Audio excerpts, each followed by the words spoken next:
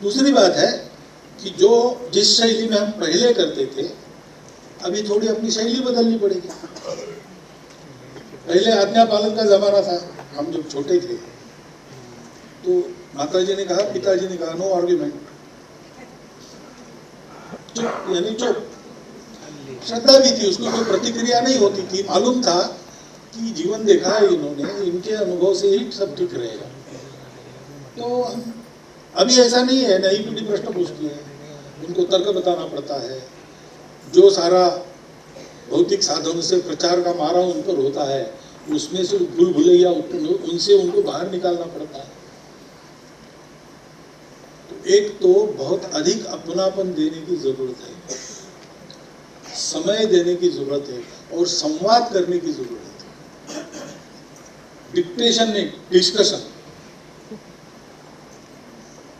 Order नहीं, consensus. आज परिवार में बातचीत बंद हो गई है, अपना मोबाइल, सब लोग ऑफिस से पति पत्नी दोनों आते हैं, बच्चे भी स्कूल से आते हैं, भूख लगी है इसलिए कुछ खा लेते हैं, हर एक आदमी अपना मोबाइल लेके बाहर से मिलने के लिए आ गए, उनकी भी सुननी है ना, ऐसा आपका भी अनुभव, इसको बदलना पड़ेगा तो समय मिलेगा। समय मिली तो बात होगी, बात में गपशप होगी तो बच्चा खुलकर कुछ बोलेगा।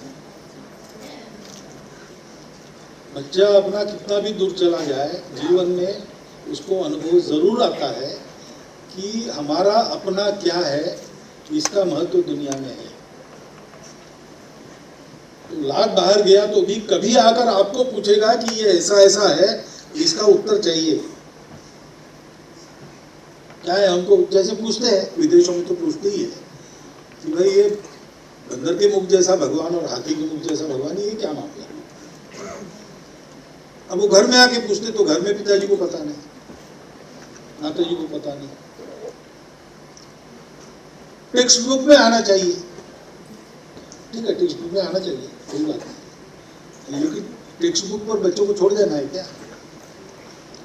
अपने बच्चों की परवरिश पहले 12 साल तक अपने हाथ में रहती है।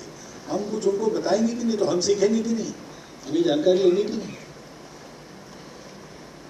ये करना पड़ेगा। उसके आधार पर उनकी जिज्ञासाओं का समाधान करना पड़ेगा। जो हम उनको बताएंगे वो अपने जीवन में उनको दिखना चाहिए। अभी ऐसा नहीं मानेगी नई पीढ़ी, जो आप कर रहे हो वो बोलो, वो तो बड़ा वो विश्लेषण करते हैं।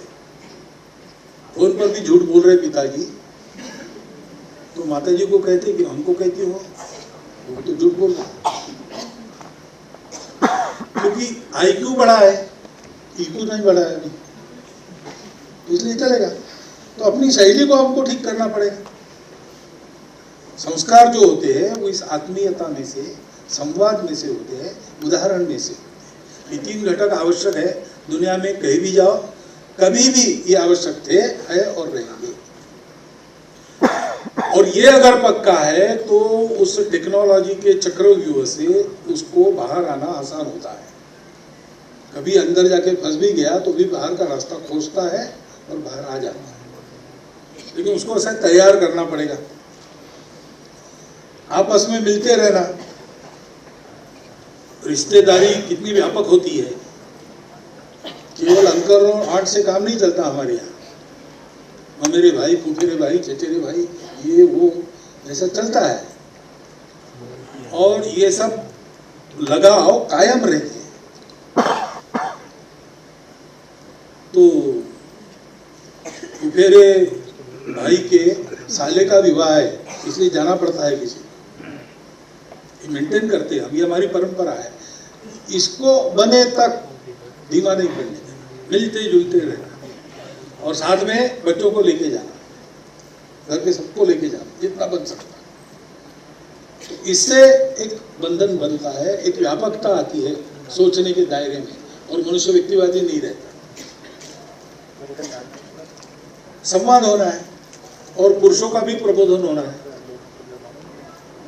और प्रबोधन केवल बौद्धिक होकर नहीं चलेगा, कुछ आदतें भी बदलनी पड़ेगी।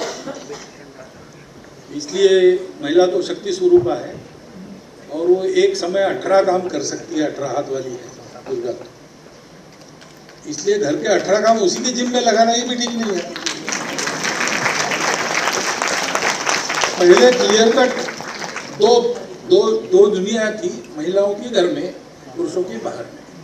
यहाँ महिला बालक है, घर में पुरुषों की नहीं चलती, आज भी नहीं चलती, ऐसा कहते हैं। लेकिन बाहर महिला का संबंध नहीं था, बीच में बहुत ऐसा काल गया, तो उस समय ठीक था कि भाई घर के काम उन पर छोड़ दिए, हम बाहर के काम संभालते। लेकिन अब ऐसा नहीं है, महिलाएं सब काम कर सकती है और कर भी रही है, और समाज के लिए कर रही है, देश के लिए कर रही है। उनके कर्तृत्व का भी 50% अगर वो है समाज में, तो उनके कर्तृत्व का भी ये उपयोग है, तो उनको इसके अवसर देने चाहिए। तो समाज का काम करना चाहती है तो उनको अवसर देना चाहिए, और ये जब वो करती है तो हमको भी कुछ बातें संभालनी चाहिए।